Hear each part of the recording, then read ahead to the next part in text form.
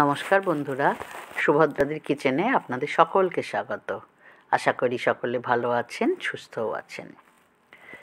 শীতকালের বাজারে এই সময়ে খুব সুন্দর সুন্দর কাঁচা টমেটো দেখতে পাওয়া যায়। আর এই কাঁচা টমেটো দিয়ে যদি কোনো ছোট মাছ রান্না করা হয়, বিশেষ করে এই মৌরলা জাতীয় মাছের, তাতে যে স্বাদ হবে সেই রান্না কিন্তু গরম ভাতের সঙ্গে খেলে আপনার আর অন্য কোনো তরকারির কথাই কিন্তু মনে আসবে না। খুবই টেস্টি এবং মুখরোচক এই রান্না করাও কিন্তু খুবই সহজ। চলুন আজকে কিভাবে করলাম সেটাই দেখি। তার জন্য প্রথমেই আমি বেশ কিছু সবজি কেটে নিয়েছি। তার মধ্যে রয়েছে আলু, কাঁচা টমেটো, পেঁয়াজকলি, তার সঙ্গে পাকা টমেটোও দিয়েছি, কাঁচা লঙ্কা, পেঁয়াজ, এইগুলো সমস্ত রয়েছে, আর লাস্টে ধনেপাতা দেব। নিয়েছি আলু, কমই দিয়েছি, একটা আলু, আর কাঁচা টমেটো 4টে মতো। তবে তাকে ভালো করে আলু ভাজার মতোই সরু সরু করে কেটে একটা ঝুড়িতে করে ভালো করে জলের তলায় ধরে বিচিগুলোকে কিন্তু আমি ফেলে দিয়েছি। বিচিটা থাকলে খেতে অতটা ভালো লাগে না। আগে আমার শাশুড়ি মাকে দেখতাম পুকুরে ওইভাবে একটা ধোচ্চা বলে বা ঝুড়ি, ওই জাতীয় জিনিসের মধ্যে রেখে রেখে ওগুলোকে একেবারে বীজ মুক্ত করতেন। তা যাই হোক, সেই টমেটোগুলোকে ওইভাবে একটু জলে ধুয়ে নিয়েছি আগেই, আর বাকি সমস্ত সবজি একে একে কেটে নিয়ে ধুয়ে নিয়েছি।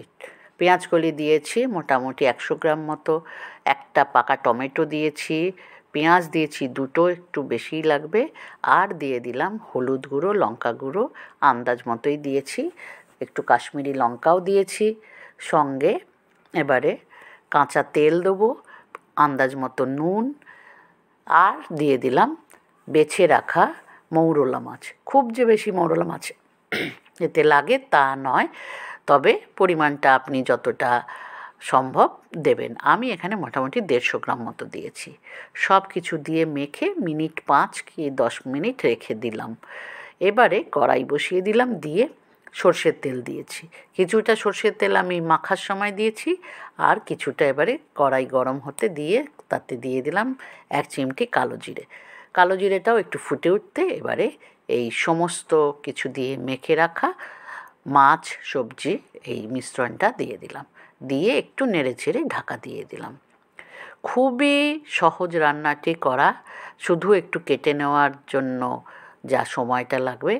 আলুটাও ওই টমেটোর মতোই আলু ভাজার মতো করে কেটে নিয়েছি, আর পেঁয়াজ সরু সরু করে, কাঁচা লঙ্কা ধরুন 8-10টা তো লাগবেই, সঙ্গে হলুদ গুঁড়ো দিয়েছিলাম কাঠের চামচে 2 চামচ মতো, গুঁড়ো লঙ্কা দিয়েছি 1 চামচ মতো।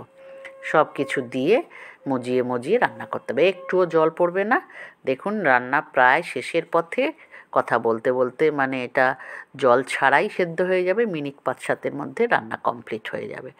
তবে একটু টানিয়ে নিতে হবে, তাহলে তাতে স্বাদটা আরও বেশি ভালো হয়। দিয়ে দিলাম 1 মুঠো ধনেপাতা। এই শীতকালে এই ধরনের চটজলদি রান্না খুব সহজেই করে নেওয়া যায়, এবং গরম ভাতের সঙ্গে, বিশেষ করে যদি পাতলা মসুর ডাল সঙ্গে থাকে, এই ডালের সঙ্গে এই ধরনের মৌরলা এবং কাঁচা টমেটো মিশ্রিত যে তরকারিটা খুবই খেতে সুস্বাদু। কথা বলতে বলতে হয়েও গেল, মিনিট 5-7 রাখার পর গরম গরম একদম পরিবেশন করে নিচ্ছি। বন্ধুরা, ভালো লাগলে অবশ্যই এটা করবেন, করে খেয়ে দেখবেন, খেতে দারুণ লাগে। আর ভালো লাগলে অবশ্যই চ্যানেলটিকে কিন্তু সাবস্ক্রাইব করতে ভুলবেন না বন্ধুরা। ওপর দিয়ে পরিবেশন করে একটু গার্নিশ করার জন্য ধনেপাতাও দিয়ে দিলাম। দেখুন রেডি টমেটো আলু দিয়ে মৌরলা মাছের চচ্চড়ি, খেতে অপূর্ব। ভালো থাকবেন বন্ধুরা, ধন্যবাদ।